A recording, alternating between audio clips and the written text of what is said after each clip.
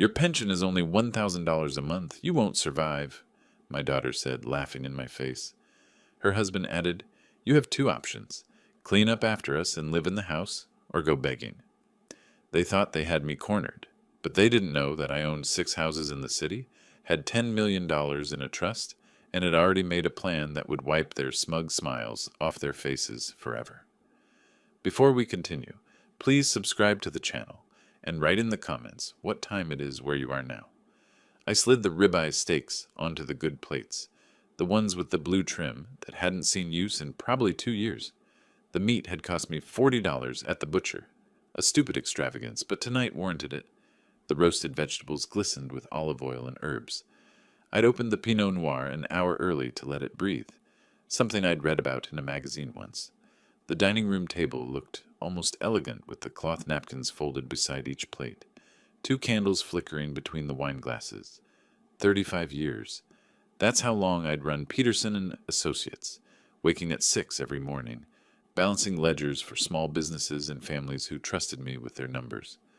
Last Friday, I'd locked the office door for the final time, deposited the key with the property manager, and driven home with my chest feeling lighter than it had in decades. Dinner's ready, I called down the hallway.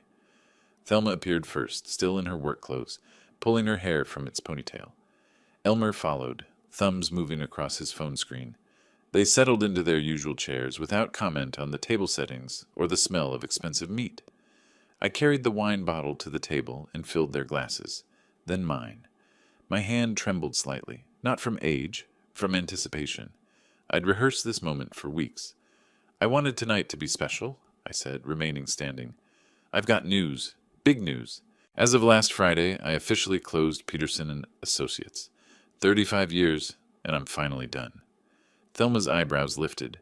You retired? Just like that? Just like that? I raised my glass. To new beginnings. Wait, what about your pension?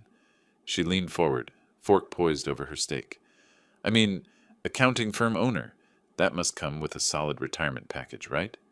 The question seemed reasonable. I lowered my glass, nodding. Well, I'll get Social Security. About $1,200 a month. It's enough for my needs. I've never been extravagant. The words hung there for 3, maybe 4 seconds. Then Thelma's face changed. Not dramatically, just a subtle shift around her eyes and mouth. A small sound escaped her throat.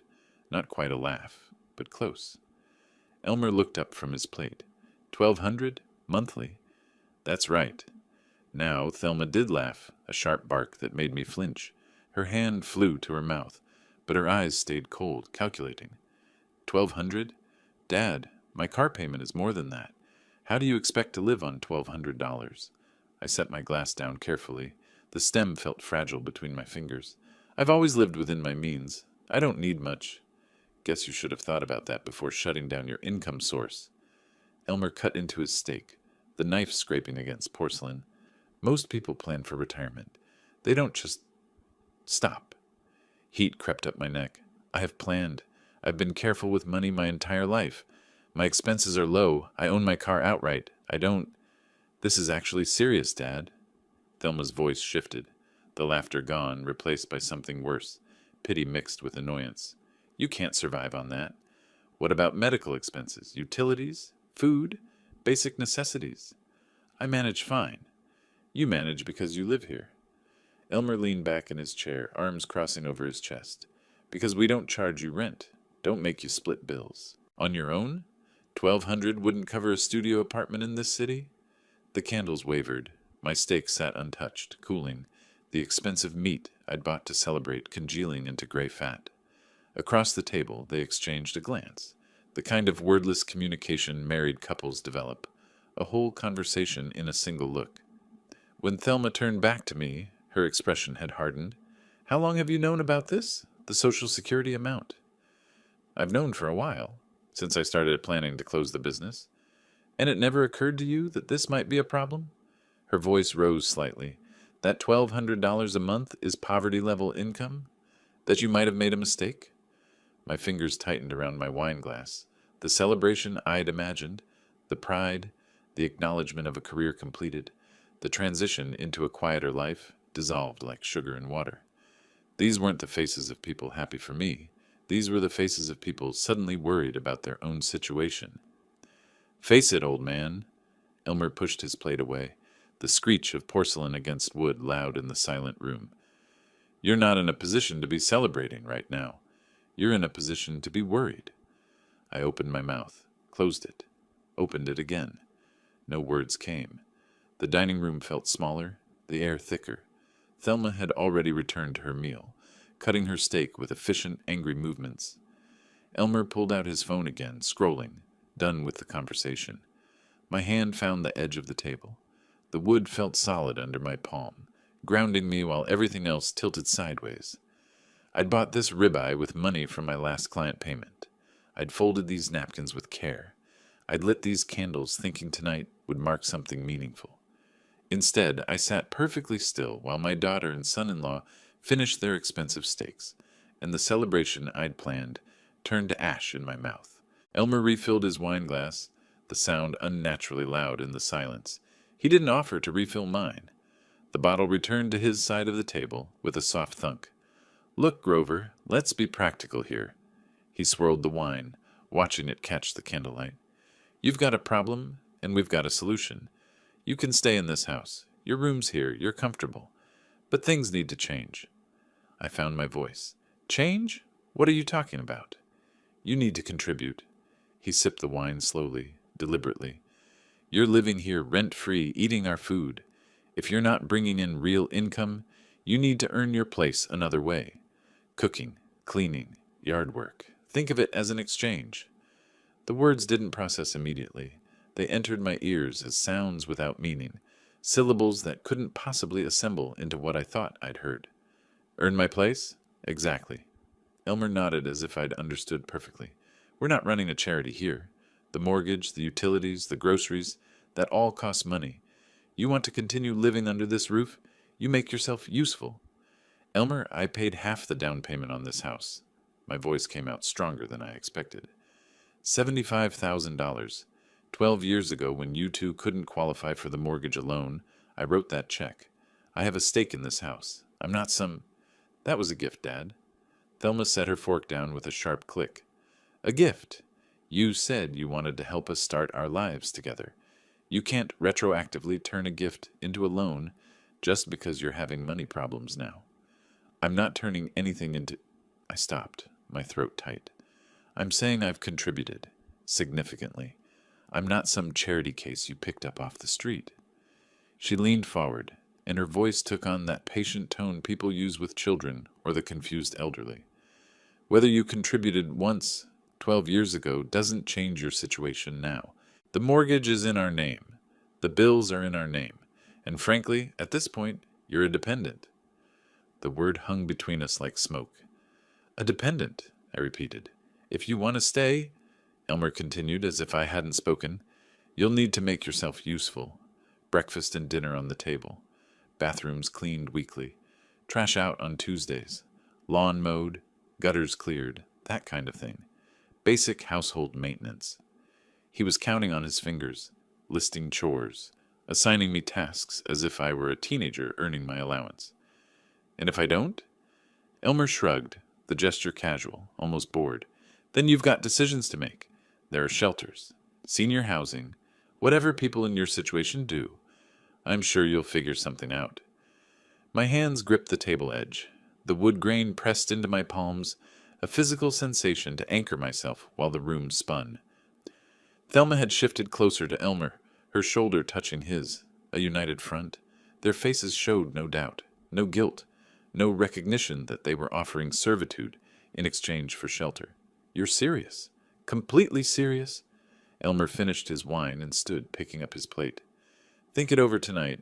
Let us know your decision in the morning. But understand, those are your options. Contribute and stay, or figure out somewhere else to go.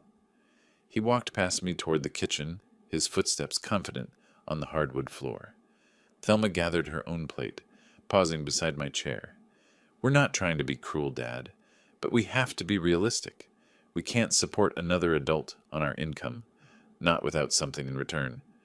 She touched my shoulder briefly, the gesture meant to soften the blow, then followed her husband. Their voices drifted back from the kitchen, normal conversational tones discussing tomorrow's schedule, what time Elmer needed to leave for work, whether they had milk for breakfast. I sat alone at the dining room table. My steak had gone cold, the fat congealed into white pools around the meat. The candles had burned low, wax dripping onto the tablecloth I'd laid out so carefully. The celebration dinner I'd planned, the announcement I'd rehearsed, the pride I'd felt closing my business, had transformed into something unrecognizable. $75,000, I'd given them $75,000. Not loaned, given. They were right about that. I'd said the words myself. This is to help you start your lives together. I'd signed no papers, demanded no repayment schedule, asked for nothing in return except perhaps some basic gratitude, and now they were offering me the chance to clean their toilets. I stood. The chair scraped against the floor, loud enough that the conversation in the kitchen paused briefly. My legs felt unsteady, but I walked with my back straight down the hallway toward my room. "Don't be so dramatic, Dad," Thelma's voice followed me. "We're trying to help you here. This is exactly your problem. You're too proud to accept reality." I didn't respond. I reached my bedroom door, my hand closing around the knob. Behind me, their voices resumed, punctuated by the clink of dishes being loaded into the dishwasher. Normal sounds, domestic sounds, the sounds of people who just finished dinner and were cleaning up before settling in for the evening. My hand stayed on the doorknob. Down the hall, Elmer laughed at something. The television clicked on, canned laughter from some sitcom bleeding through the walls. I spent the first hour simply sitting on my bed, listening to the house settle around me. Footsteps overhead, Thelma and Elmer moving through their evening routine.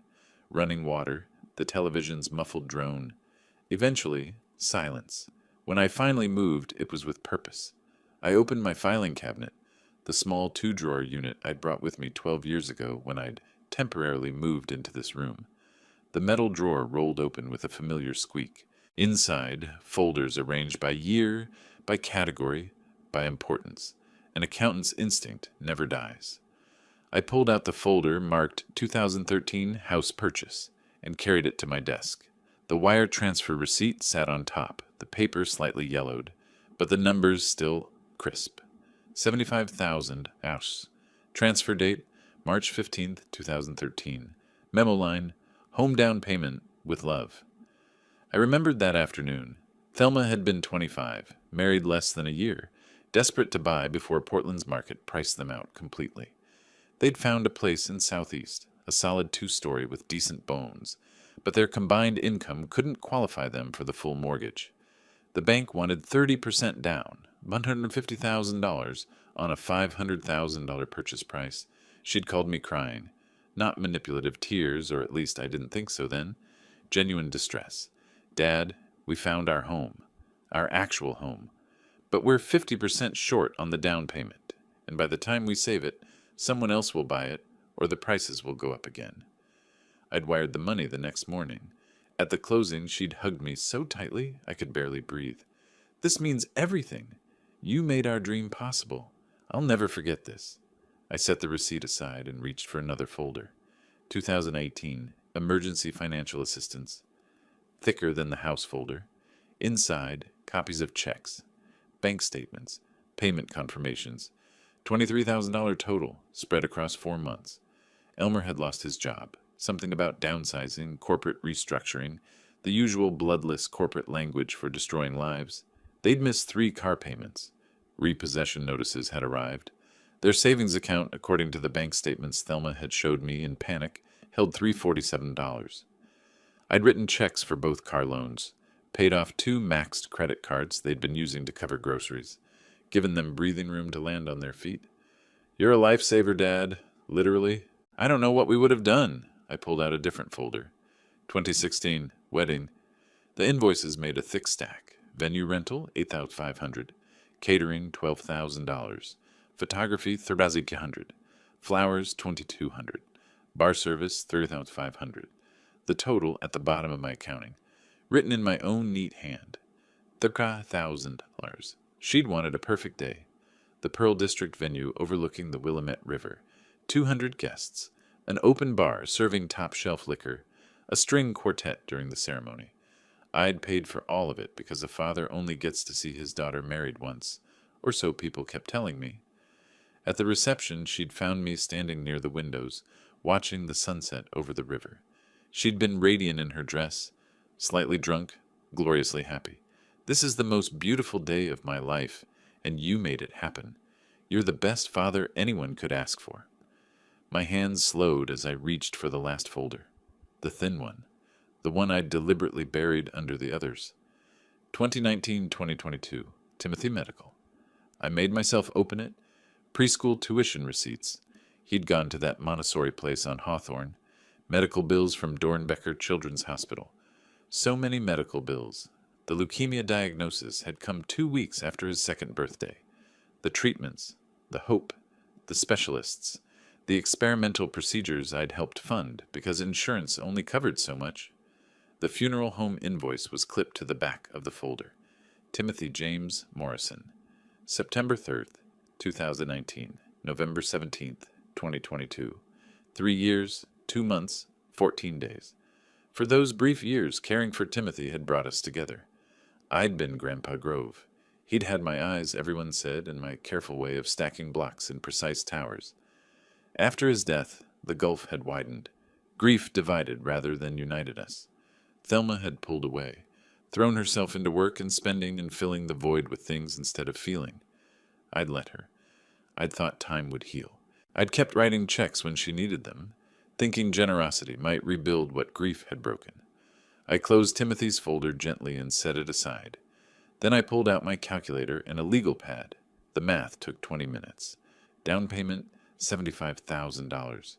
Debt bailout, $23,000.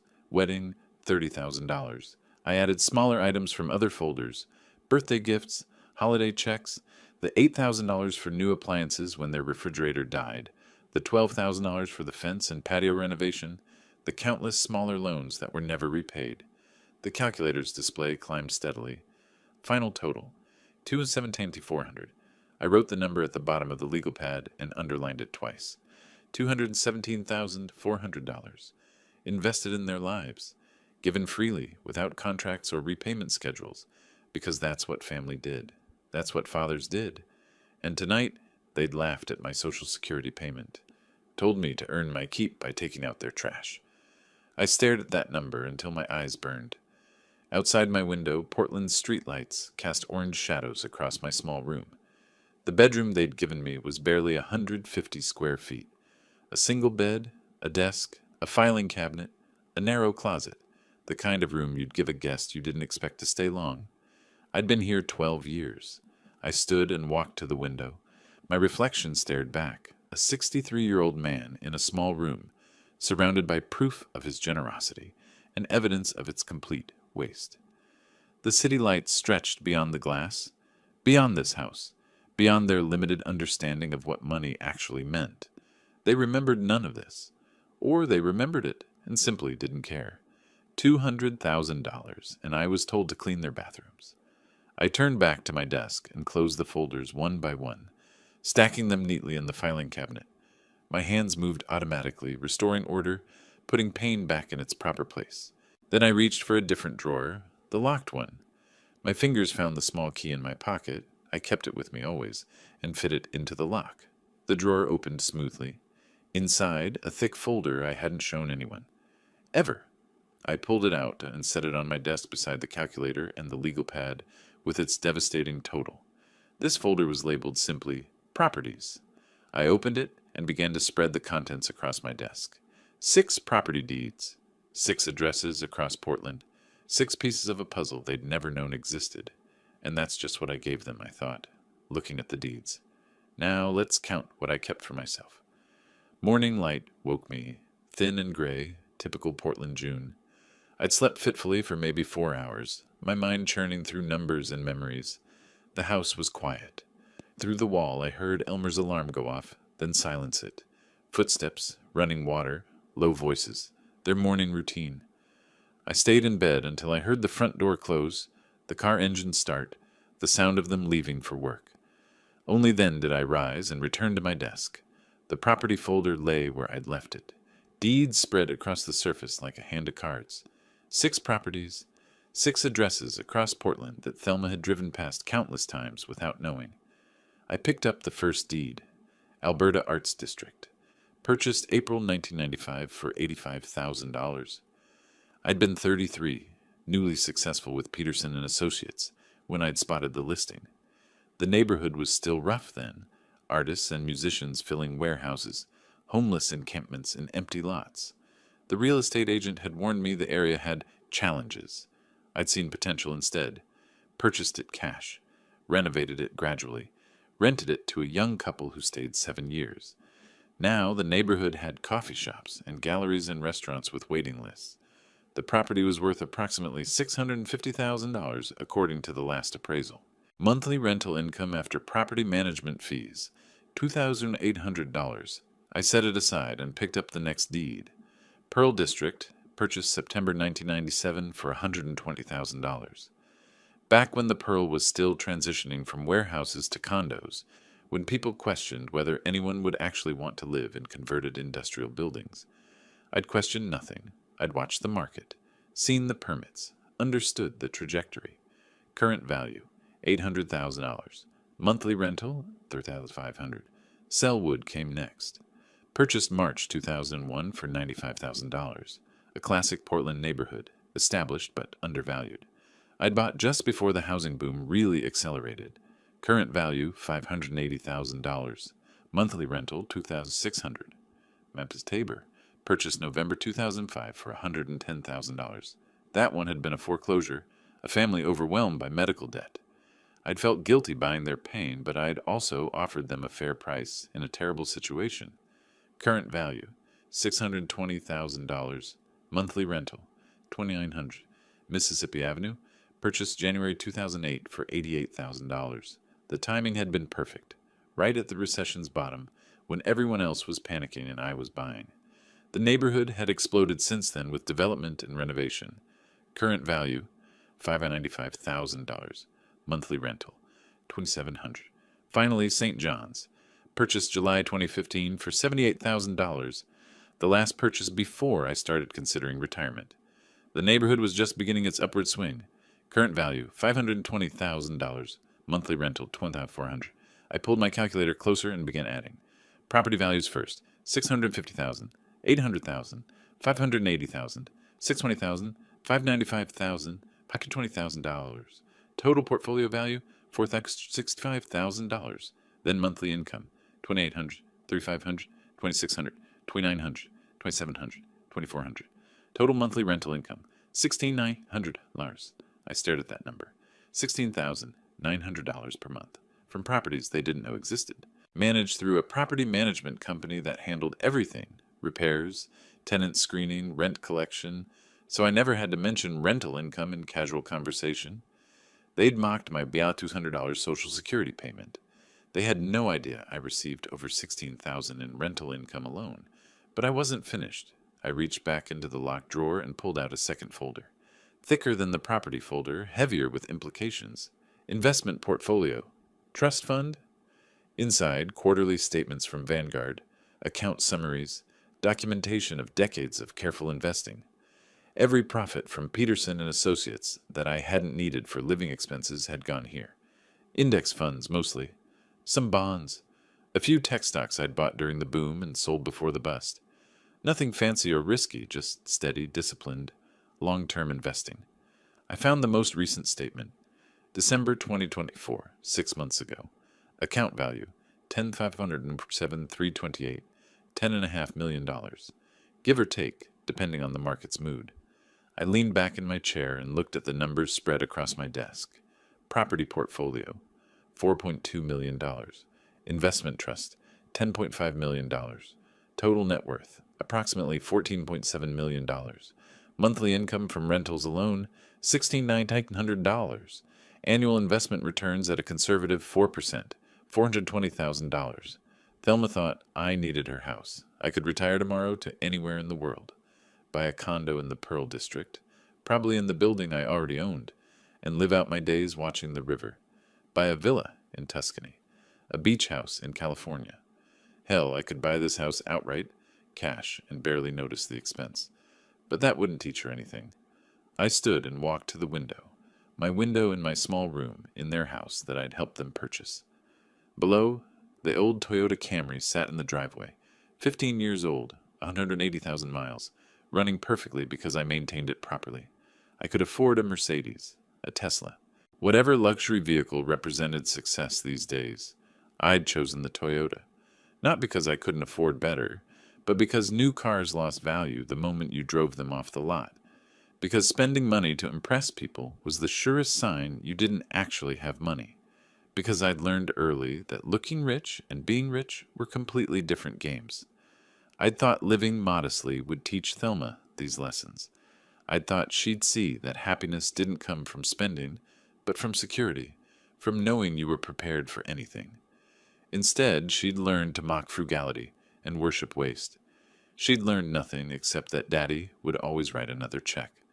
Well, time for a different lesson. I returned to the desk and carefully placed all the property deeds back in the locked drawer. The investment statements followed.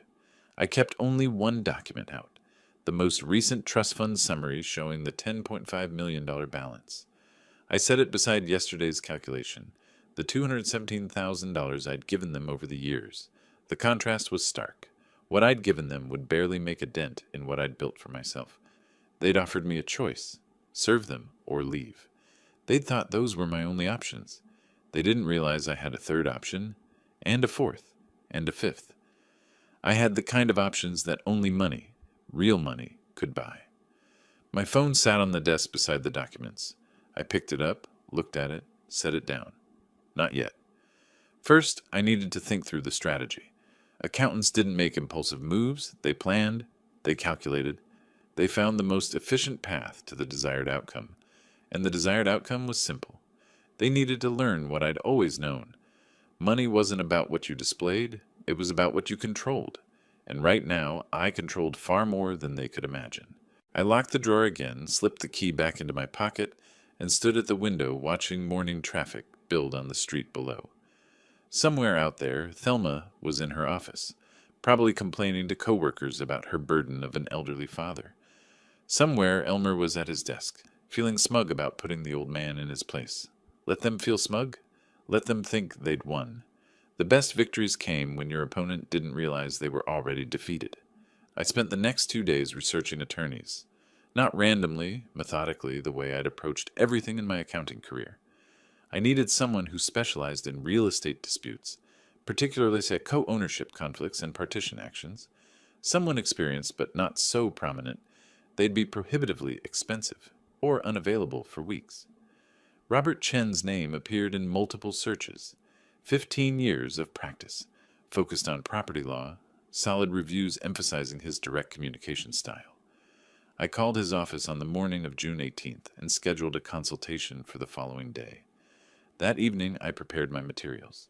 The wire transfer receipt showing the $75,000 payment, the property deed listing me as co-owner, bank statements, a typed timeline of our relationship, the major financial contributions, the dinner confrontation, Elmer's ultimatum. I organized everything in a folder, tabbed and annotated the way I'd have prepared documents for a client audit. Chen's office occupied the 9th floor of a glass building on Southwest Morrison. I arrived 15 minutes early, dressed in slacks and a pressed button-down shirt. Not the clothes of a man who needed charity, the clothes of someone conducting business. The reception area smelled of leather and coffee. Legal books lined one wall, framed diplomas and certificates covered another. A young woman directed me to a conference room where Chen waited, reviewing something on his laptop. He stood to shake my hand, mid-40s, sharp suit, firm grip. "Mr. Peterson, please sit. Tell me about your situation." I laid out the folder and began methodically. The dinner, the mockery of my Social Security income, the ultimatum to serve them or leave, their dismissal when I reminded them about the down payment. Chen listened without interrupting, occasionally making notes on a legal pad. When I finished, he reached for the property deed. His pen tapped the page where my name appeared.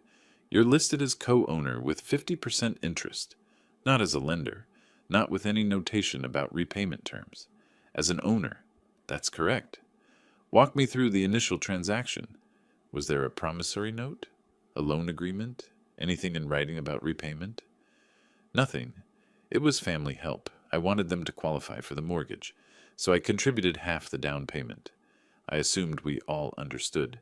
That meant I had a permanent stake in the property. Chen nodded slowly. Without written loan terms, the $75,000 is legally a gift. You can't sue for repayment. He tapped the deed again. But this changes everything. You're not a creditor seeking repayment. You're an owner seeking to dissolve co-ownership.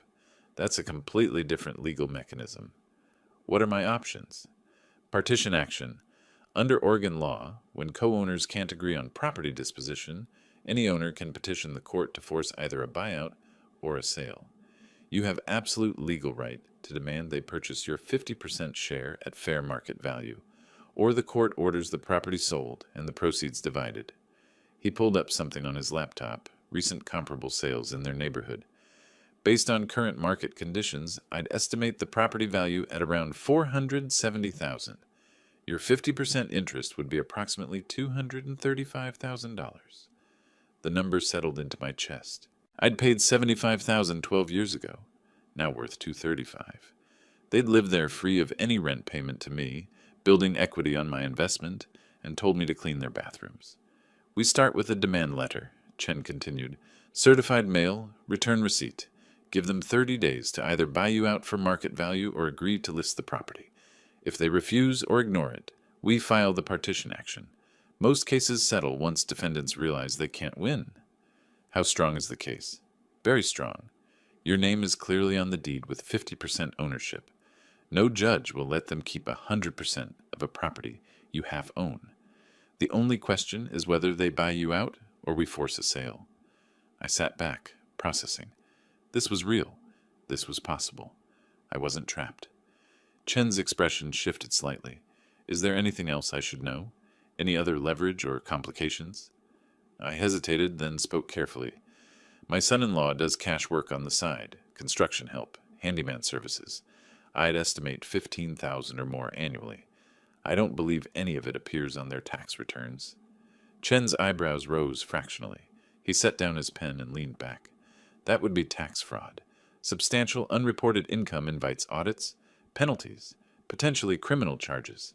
He paused. I should be clear. I can't advise you on IRS matters. That's not my specialty. But there are avenues for reporting suspected fraud. Anonymous tip lines. It's a separate track from the property dispute. Is the property claim sufficient?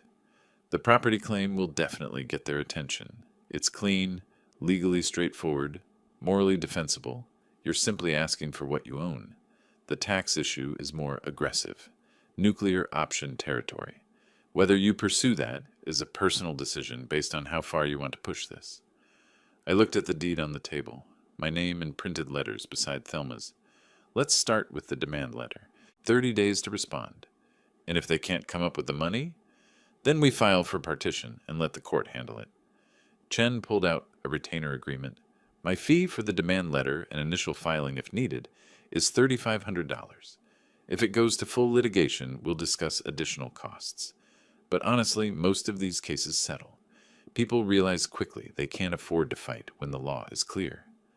I pulled my checkbook from my briefcase and wrote the check without hesitation. $3,500. Barely a rounding error in my investment accounts. For them, it would be a financial disaster. I'll have the demand letter drafted and sent via certified mail by tomorrow. Chen said, You should know, once this goes out, there's no taking it back quietly. Your relationship with your daughter will change permanently. It already has. I signed the retainer agreement and slid it across the table. They made that decision at dinner. I'm just making mine now. Chen gathered the documents, slipping them into a file folder with my name on the tab. I'll call you once the letter has been delivered. After that, we wait for their response. I shook his hand and left the office building into Portland's overcast afternoon. In my briefcase, a copy of the property deed, the retainer agreement, Chen's business card. In my chest, something I hadn't felt in weeks. Control. The next day, I moved into one of my Pearl District rental units. A tenant had just moved out, and I'd planned to list it again in July. Instead, I claimed it for myself. 9th floor, river view, modern appliances, everything Thelma's house wasn't. I brought 2 suitcases of clothes in my filing cabinet, left everything else in that small bedroom. Chen's text arrived on June 21st. Letter sent via certified mail. Delivery confirmation should arrive Monday or Tuesday.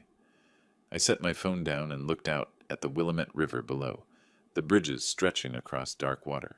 Somewhere across town, certified mail was making its way to their house. Let them sign for it. Let them open it. Let them learn what powerless actually looked like. The call came on the evening of June 24th. I was sitting in my new apartment with coffee and a book when my phone buzzed. Thelma's name on the screen. I let it ring 3 times before answering. "Hello, Thelma? What is this?" Her voice came out high and tight. "Why did we just get a letter from a lawyer? You're suing us?" "I'm not suing. Not yet. The letter is a formal notice that I'm exercising my rights as a co-owner of the property." "Your rights?" She was breathing hard. "That money was a gift. You said it was to help us start our life together." I kept my voice level. "If it was a gift, why is my name on the deed as a 50% owner? Gifts don't come with ownership stakes, Thelma. You can't just... We don't have $200,000? Where are we supposed to get that kind of money?" "That's not my problem. You have 30 days to figure it out. Buy me out at market value, or we sell the house and split the proceeds. Those are your options." The phone muffled. She was covering it, talking to someone. Elmer, probably. When she came back, her voice had shifted from panic to accusation. "This is because of dinner. Because we hurt your feelings. You're being petty and vindictive. You told me to leave or become your servant. I'm leaving, but I'm taking what belongs to me." "Dad, please!" Now she was crying. Real tears or strategic ones, I couldn't tell anymore. "We can talk about this. Come home. We'll figure something out." "Grover!" Elmer's voice sharp and angry. He'd grabbed the phone. "This is absurd. You're really going to do this? Take us to court over money you gave us years ago?" "I'm exercising legal rights. My name is on that deed. I own half that house. You made it very clear I'm not welcome there, so I'm cashing out my investment. We'll fight this. We'll get our own lawyer. We'll prove that money was a gift. You're welcome to hire an attorney. Mine says we have a strong case. But I should mention, legal battles are expensive. Very expensive. How much do you have saved for attorney fees?" Silence. Then, "Are you threatening us?" "I'm stating facts. You asked about my financial situation at dinner. You laughed at my Social Security check. Now you know the truth. I have resources. The question is, do you?" More muffled conversation. I heard Thelma's voice in the background, sharp with fear. Elmer came back on the line. "If you do this, you're dead to us. You understand that? You'll never see your daughter again." Something cold settled in my stomach, but my voice stayed steady. "I haven't really seen her for years anyway. Just someone who looks like her but treats me like hired help. Goodbye, Elmer." I ended the call before he could respond. The phone buzzed again immediately. Thelma calling back. I declined it. It rang again. Declined. Again. I turned off the ringer and set the phone face down on the table. Outside my window, Portland's evening lights were beginning to glow. The river reflected them in wavering lines. I picked up my coffee, cold now, and carried it to the kitchen to pour out. My phone screen lit up silently. A text from Thelma. "Dad, please, just talk to us. We can work this out." Another. "You're really going to make us homeless?" Another. "After everything we've done for you." I left the phone on the counter and returned to the window. 24 floors below, people moved along the waterfront paths. Cars crossed the bridges. The city continued its evening routine, indifferent to family implosions. After everything they'd done for me. The phrase sat in my mind like a stone. They'd given me a room. They'd let me live in a house I half owned. They'd graciously allowed me to exist in their space while they built equity on my $75,000. And when I could no longer contribute financially, when I became what they perceived as a burden, they'd offered servitude or exile. My phone buzzed again. I ignored it. Across town, I imagined them in their house, my house, frantically Googling partition actions, reading legal forums, discovering that everything Chen's letter claimed was true, that any co-owner could force a buyout or sale, that they couldn't stop it without my agreement. I imagined them pulling out their bank statements, $12,000 in savings maybe, some retirement accounts they couldn't easily access, a mortgage with 18 years remaining, credit cards probably carrying balances from their comfortable lifestyle. $235,000. They couldn't raise it, not in 30 days, maybe not ever. They'd have to sell, or convince a bank to refinance with a massive cash out, which would require my signature, which I wouldn't give. They were trapped in a box of their own making, built from assumptions about my weakness and their strength. The phone stopped buzzing. Minutes passed in silence. Then a final text from Elmer. "You'll regret this, old man." I picked up my phone and typed a response. "The 30-day clock is ticking. Make your decision." Then I blocked both their numbers. I walked to my bedroom, my actual bedroom, not a marginal space in someone else's house, and opened the closet, empty except for the clothes I'd brought. In Thelma's house, my belongings still sat in that small room. I'd need to retrieve them eventually, but not yet. Let them sit there, a reminder of what they'd lost. I returned to the living room and finally opened my laptop, pulled up my bank accounts, my investment portfolios, the spreadsheets tracking my properties and their values, numbers glowing on the screen in the darkening room. $14.7 million, more than enough to see this through to whatever end it reached. They'd asked me about my financial situation, mocked my Social Security check, treated me like a beggar grateful for scraps from their table. The first move was always going to be the hardest, for them. I closed the laptop and stood at the window again, watching the city lights multiply in the growing darkness. 30 days. They had 30 days to find money they didn't have, to solve a problem with no good solution, to face consequences they'd never imagined. And I had 30 days to wait. They tried the banks first. Of course they did. Legitimate money from legitimate sources. I watched from my Pearl District windows as June turned to July, imagining their visits to loan officers, their carefully prepared explanations, their growing desperation with each rejection. I knew they'd fail before they started. Thelma called her bank on June 27th, made an appointment for the 28th. I didn't know this firsthand, obviously, but Chen had ways of learning things. Portland's legal community talks. Their chief attorney would eventually tell us the story in court filings, and some details I simply extrapolated from knowing them, from understanding their limited options and dwindling time. They needed $235,000. Their savings account held maybe $12,000. Their first stop, the credit union where they'd gotten their mortgage 12 years ago. The loan officer reviewed their application with sympathetic professionalism. Combined annual income, approximately $120,000. Current mortgage balance, $280,000. 2 car loans, credit card debt. The officer's calculator clicked through the numbers. Debt-to-income ratio, 43%. Most lenders capped approval at 36%. "I understand this is urgent," she told them, "but with your current debt level and credit history, we can't approve a loan of this size." Elmer tried to argue. "We have equity in the house, almost $200,000 in equity. To access that equity, you'd need all co-owners to agree to a refinance. And even then, your income doesn't support the increased mortgage payment." They left with nothing but a pamphlet about debt consolidation services. Over the next week, they tried 3 more banks. Same story, different offices. Their credit scores, mid-600s, weren't terrible, but weren't good enough for an unsecured $235,000 loan. The missed car payments from 5 years ago still showed on their credit reports, red flags that whispered unreliable. Meanwhile, I settled into my apartment, the spacious one-bedroom I'd kept vacant between tenants, planning to relist it in July. Instead, I moved in the day after meeting with Chen. 9th floor, corner unit, floor-to-ceiling windows overlooking the Willamette. The building was mine, purchased in 1997 for $120,000, now worth $800,000.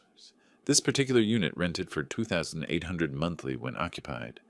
I unpacked slowly, deliberately, hung my clothes in a real closet, not a narrow alcove, set up my desk facing the river, made coffee each morning using the espresso machine I'd bought years ago, but never used in that cramped room at their house. For the first time in 12 years, I woke without tension. No footsteps overhead, no muffled arguments through walls, no sense of being tolerated rather than welcomed. This was what freedom tasted like, expensive coffee and morning silence. While I established my routines, they scrambled. Thelma started calling friends around July 3rd. I imagined those conversations, her forced cheerfulness. It's a family situation, kind of complicated, but we need to borrow some money temporarily, just until we can refinance. Amounts varied: $50,000 from her closest friend, $30,000 from a college roommate she hadn't spoken to in 5 years, $20,000 from a couple they'd vacationed with last summer. Each conversation ended the same way: awkward silence, promises to think about it, eventually polite declines. One friend, I learned this detail later, said bluntly, "If banks won't loan you money, why would I?" By July 5th, they'd exhausted their network. No one had $50,000 liquid, and even close friends don't hand over 5 figures without collateral or absolute certainty of repayment. They sense desperation, and desperation makes people uncomfortable. Elmer found a private lending company that specialized in high-risk loans. They'd loan $50,000 at 18% annual interest with a lien on the house. The monthly payment would be crushing, and $50,000 wasn't nearly enough anyway. When he suggested it, Thelma refused. "That's insane. We'd be bankrupt within a year." Their fights escalated. I didn't witness these, but I knew they were happening. Stress like that doesn't exist in silence. She blamed him for his disrespect at dinner. He blamed her for laughing at my Social Security income. She blamed him for not saving money. He blamed her for having a difficult father. They stopped sleeping in the same room. Elmer started coming home late, stopping at bars. Thelma cried herself to sleep most nights, or so I imagined based on her red eyes during later encounters. The house they were fighting to keep had become a prison built from their own contempt. On July 7th, I made my decision about the tax fraud. I'd thought about it since Chen first mentioned the option. Elmer's cash work wasn't a secret. He'd bragged about it at a family dinner the previous year. "Beating the tax man," he'd called it, laughing about the handyman jobs he did on weekends, the cash payments that never appeared on tax returns. I'd said nothing at the time, just filed the information away. Now I retrieved it. The IRS website had a form for reporting suspected tax fraud. Form 3949A, Information Referral. I downloaded it, filled it out methodically. Name: Elmer Hayes. Address: estimated unreported income: $15,000 annually for the past 3 years, possibly longer. Nature of income: cash payments for construction and handyman services. Basis for knowledge: personal observation over multiple years. I printed it, signed it anonymously, addressed an envelope with no return address, drove downtown to a postal box 2 miles from my building, not the one in my lobby, and dropped it in. The metallic clang of the mail slot closing had a finality to it. The second strike deployed. Now I just had to wait for it to land. By July 10th, they'd been searching for 2 weeks.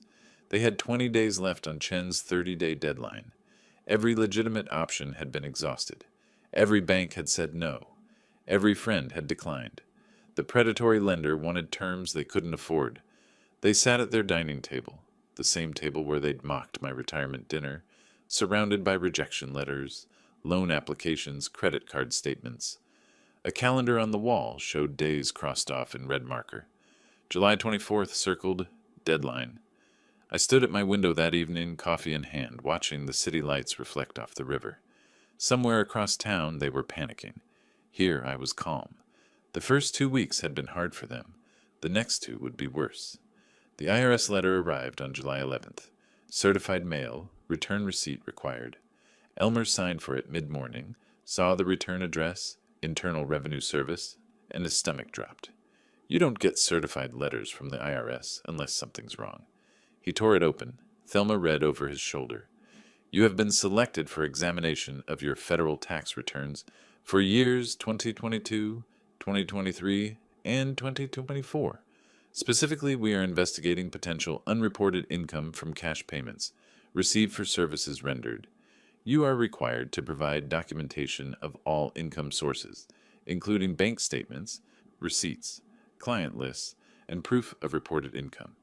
Failure to comply will result in penalties and potential criminal charges." The audit appointment was scheduled for August 8th. 3 weeks away. The letter requested boxes of documentation they didn't have because the income had never been reported in the first place. Elmer set the letter down carefully, as if it might explode. "This is him. Your father did this. He reported me." Thelma stared at the letter. You don't know that. Who else would know? Who else would care? His voice rose. He's trying to destroy us. Maybe we destroyed ourselves. Her voice was flat, exhausted. They spent the afternoon Googling IRS audit penalties. Every search result made things worse.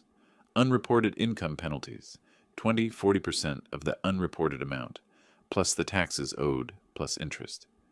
If Elmer had failed to report $15,000 annually for 3 years, $45,000 total, the taxes owed would be around $8,500. Penalties and interest, another $3,500 minimum. Total bill, approximately $12,000. Money they absolutely did not have, on top of the $235,000 they also did not have. Elmer slammed his laptop shut. We're being attacked from 2 directions. Because we earned it, Thelma said quietly. We earned every bit of this. On July 14th, Thelma decided to visit her father. She couldn't stand waiting anymore. Couldn't stand the silence. She needed to see him to try one last time to make him understand. She found his address on Chen's letterhead, the return address on the demand letter, Southwest Naito Parkway, Pearl District. She drove there that afternoon, parked on the street, and looked up at the building. Glass and steel, modern architecture, the kind of building with a doorman and controlled access. She checked the address again. This couldn't be right. Her father wouldn't live here. He couldn't afford to live here. But the intercom directory listed G. Peterson for Unit 904. She pressed the button. Hello? His voice calm and unsurprised. Dad, it's me. Can I come up? A pause. Then, 9th floor. The elevator was mirrored stainless steel, smooth and silent. It opened directly into his apartment. Upscale buildings did that. 1 apartment per floor in the corners. She stepped out and stopped. The space was enormous. Open floor plan, kitchen with granite counters and expensive appliances, living area with leather furniture, floor-to-ceiling windows spanning 2 walls. The view stretched across the river to the bridges and mountains beyond. Her father stood by the kitchen counter, calmly preparing coffee. How? She couldn't finish the question. How long have I lived here? He poured water into an espresso machine. I moved in after our last conversation. It's one of my properties. One of your properties? I own the building. He pressed a button. The machine hissed. I own 6 buildings across Portland, actually. This is just one of them. She walked to the window, needing something to ground herself. Below, people moved along the waterfront paths. The city continued its routines, indifferent to her world-shattering. You said, at dinner, you said Social Security was $1,200 a month. You let us think. I told you my Social Security amount. That's accurate. He poured espresso into a small cup. I never said it was my only income. You assumed I was poor because I lived modestly.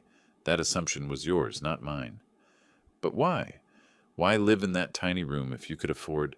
She gestured at the apartment. He handed her the espresso. She took it automatically, didn't drink. I lived modestly to set an example. I wanted you to learn that wealth isn't about spending. It's about building security. Your mother and I built something solid over 35 years. We invested carefully. We didn't confuse looking rich with being rich. He sat in a leather chair, perfectly comfortable in his space. I thought you'd learn from watching. I was wrong. Dad, please. Her voice cracked. We can't pay the $200,000, and now the IRS. Actions have consequences. Elmer chose to evade taxes. That's on him. Did you report him? He met her eyes. Would it matter? The unreported income exists. Whether someone reported it or he got randomly audited, the result is the same. He broke the law. We're going to lose everything. You'll have your half of the proceeds, about $235,000. You can buy a smaller place or rent. Many people live on less. I'm your daughter. You're my daughter who told me my retirement income was a joke, who laughed when I mentioned $1,200. His voice stayed level, not angry, just factual. You had a choice, Thelma. Respect or contempt. You chose contempt. She started crying. Real tears this time, not strategic ones. I'm sorry. We were wrong. We were cruel. But don't do this. Forgiveness requires remorse before consequences, not after. He sipped his espresso. You're sorry now because you're cornered, not because you understood what you did wrong. She set down her untouched coffee and left, unable to find words that would change anything. In her car, parked outside the building, she called Elmer. He's rich. He's been rich this whole time. We never knew. He planned all of this. Elmer's response was pure rage. Then we fight. We get our own lawyer. We prove that money was a gift. On July 18th, they found an attorney willing to take their case. He worked out of a strip mall office, charged $500 for a consultation, looked exhausted juggling too many cases, but he was what they could afford. He reviewed their documents. The wire transfer labeled gift. The property deed listing Grover as 50% owner. The deed is clear. He's an owner. The gift issue doesn't matter because he's not asking for loan repayment. He's exercising ownership rights. The attorney leaned back in his worn chair. You'd have to prove that putting his name on the deed was a mistake, which would be nearly impossible without evidence of fraud or duress. Can we argue he abandoned the ownership? Elmer asked. He hasn't contributed to mortgage payments for 12 years. That's not abandonment legally. Non-contribution to mortgage doesn't negate titled ownership. This will cost you several $1,000s and you'll likely lose. But if you want to file a response. They paid him $2,000 they didn't have, maxed another credit card. He drafted a response arguing undue hardship, claiming the $75,000 was a gift, suggesting Grover had abandoned his interest through non-payment. It was weak and they knew it. They filed the response on July 23rd, one day before the deadline expired. Chen called me that evening. They've hired an attorney, filed a response. It's exactly what I expected. Lots of appeals to fairness, not much law. We can proceed with the partition action. I stood at my window, watching evening light fade over the river. File it. You're certain? Once we file, this becomes public record. Court proceedings, hearings, eventually a forced sale or buyout. I'm certain. I'll prepare the filing tomorrow. We should have a court date within 6 weeks. I hung up and poured myself a whiskey. Good single malt I'd been saving. Raised the glass toward the city lights where they sat in their house, their response filed, thinking they'd bought themselves time or leverage. They'd bought themselves nothing but delay. The partition lawsuit would proceed. The IRS audit would proceed. And they would learn what powerless actually meant. The second strike had landed. Now came the endgame. The courtroom was smaller than I'd expected. Multnomah County Circuit Court, 4th floor, Judge Patricia Morrison presiding, wood paneling, fluorescent lights, the SIL of Oregon mounted behind the bench. Thelma and Elmer sat with their attorney at one table, Chen and I at another. When Judge Morrison entered, we all stood. She was perhaps 50 efficient movements, reading glasses on a chain. Please be seated. Case number 25, the CV 8847, Peterson versus Hayes and Morrison. This is a petition for partition of real property. Chen presented our case clearly. I was a titled owner seeking partition under Oregon Revised Statutes, Section 105-405. The property deed, admitted as evidence, showed my name with 50% ownership interest. The property, a single-family home, couldn't be physically divided. Therefore, judicial sale was the appropriate remedy. Their attorney tried, argued the original $75,000 was a gift, that I'd abandoned my interest through 12 years of non-contribution to the mortgage. His voice carried that particular strain of knowing your argument is weak, but being professionally obligated to make it anyway. Judge Morrison barely glanced up from the documents. The deed is clear. Mr. Peterson is a titled owner. Oregon law does not require co-owners to contribute to another owner's debts. Non-payment of the mortgage is irrelevant to ownership status. She made a note. The defendants have 45 days to purchase the plaintiff's 50% interest at fair market value, as determined by court-ordered appraisal. Failure to do so will result in judicial sale with proceeds divided according to ownership interest. Court is adjourned. The gavel came down. Final. Official. Absolute. I saw Thelma flinch at the sound. Outside the courthouse, their attorney mumbled condolences. I'm sorry. I told you the legal position was weak. They stood on the courthouse steps, midday sun harsh on their faces. Thelma was crying. Elmer's jaw worked like he was chewing something bitter.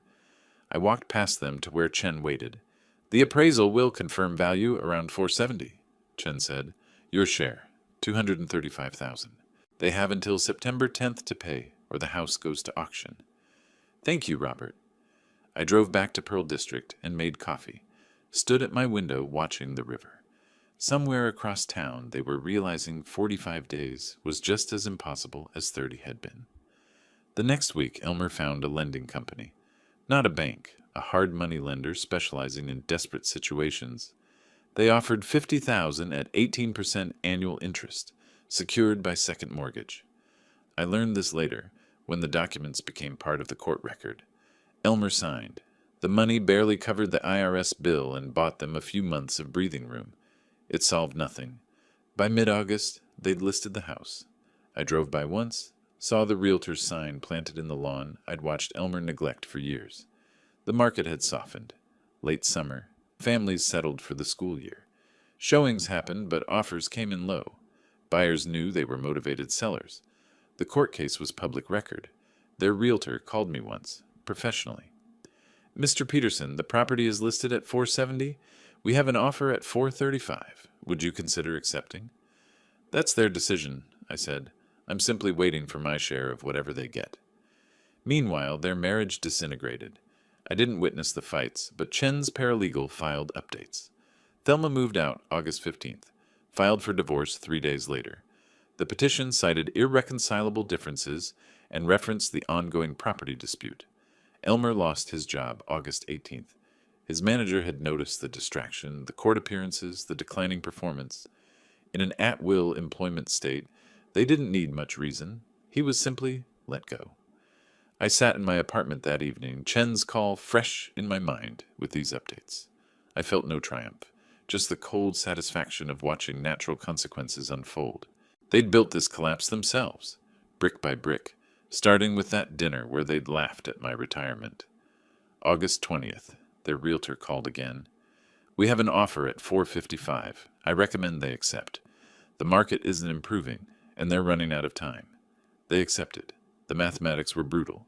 Sale price $400,000, minus realtor fees of $27,000, minus mortgage payoff of $280,000, minus Elmer's predatory loan of $50,000. Total remaining $98,000. Split 50-50 per court order, $49,000 each. 12 years of mortgage payments, 12 years of equity building. They'd walk away with $49,000, less than they'd put down. That evening, I imagined Thelma alone in her friend's apartment, doing the same calculations I'd done, realizing they'd lost everything they'd built, not because I'd stolen it, because they'd squandered the foundation I'd given them, and then treated me with contempt when I could no longer contribute. She must have been thinking about that dinner, that moment when her laughter had started this cascade, the ultimatum Elmer had delivered so confidently: be our servant or leave. I'd left, and I'd taken what belonged to me. I poured whiskey that night, not in celebration, but in acknowledgement. The legal system had worked. Justice had been served. They'd learned what powerless actually meant. But I felt older than 63, tired, vindicated, but not victorious. The next morning, my phone rang. Thelma's number, one I hadn't blocked because I'd known this call would eventually come. I let it ring 3 times before answering. "Hello, Thelma?"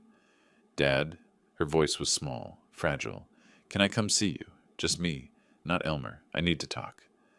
I stood at my window, coffee in hand, watching morning light on the river.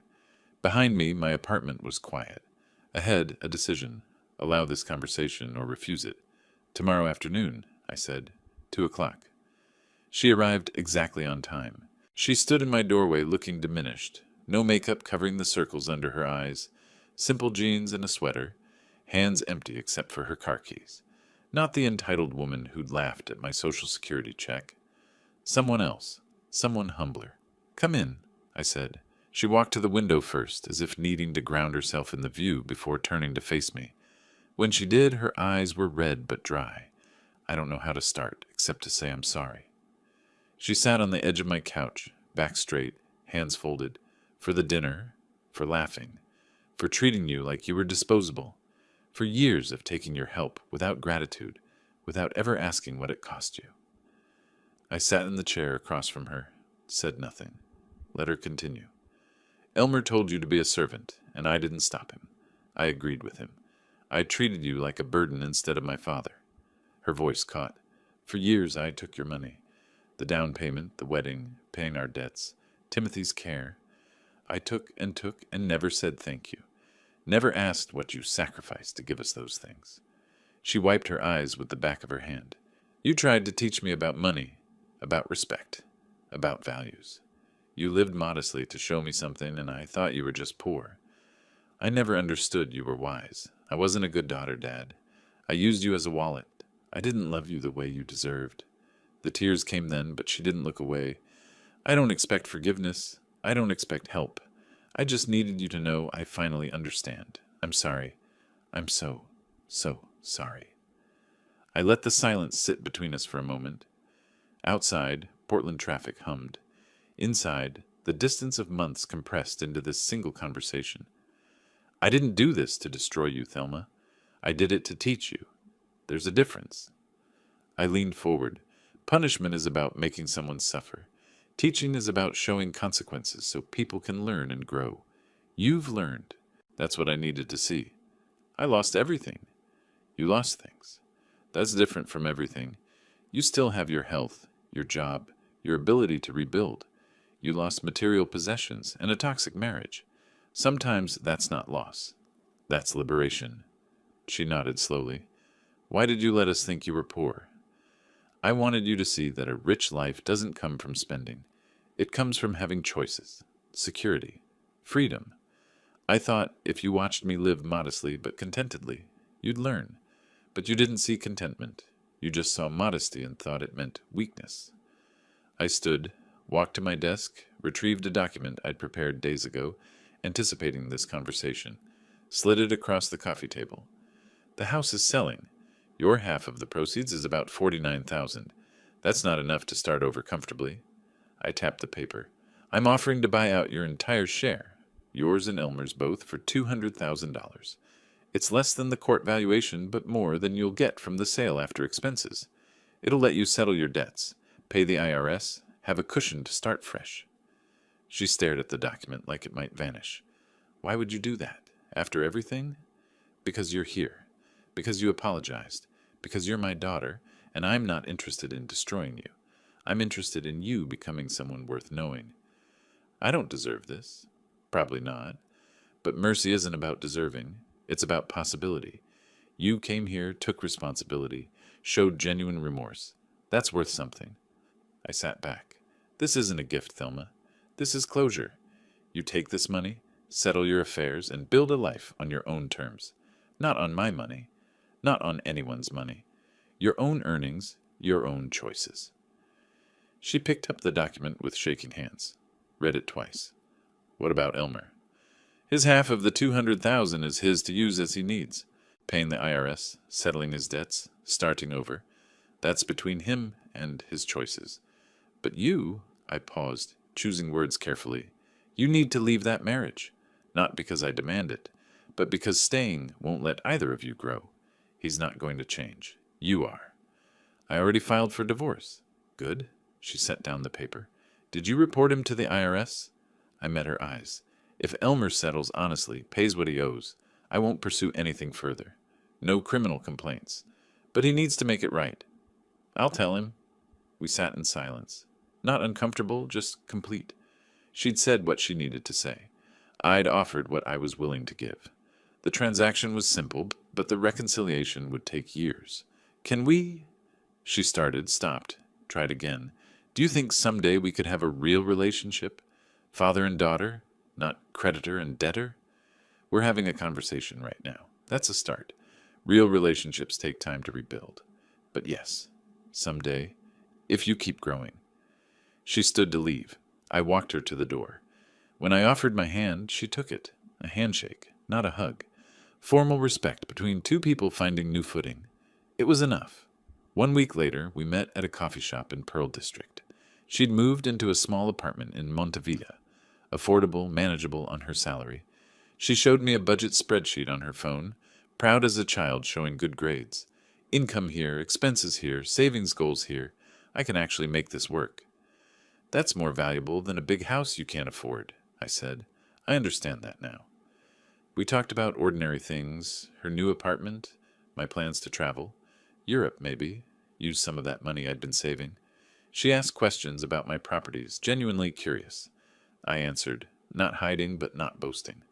When we parted, she hugged me briefly. Thank you, Dad, for teaching me, even though it hurt. The best lessons usually do. I drove home to the house that had caused all this conflict. I'd purchased it completely with the $200,000, remodeled one room as an office, settled into the space. It wasn't a trophy, just my home now, finally, fully mine. That evening I sat on the back deck with coffee, looking at the garden that needed tending. The house was quiet. No tension, no disrespect, no sense of being merely tolerated, just peace. I thought about the journey, that dinner in June, the mockery, the ultimatum, the long months of legal maneuvering and watching them collapse under the weight of their own choices. I'd reclaimed my dignity. That was the point. Not the money, not the house, not even the lesson, though that mattered too. At 63, I'd learned something myself. It's never too late to stand up, to demand respect, to refuse to be diminished. I'd spent most of my life building security for others. Now I was building it for myself, not out of selfishness, but out of self-respect. The most important lesson I'd taught wasn't about money or property. It was about dignity. And at 63, I'd finally reclaimed mine. If you like this story, please like this video, subscribe to the channel, and share your impressions of this story in the comments. To listen to the next story, click on the box on the left. Thank you for watching.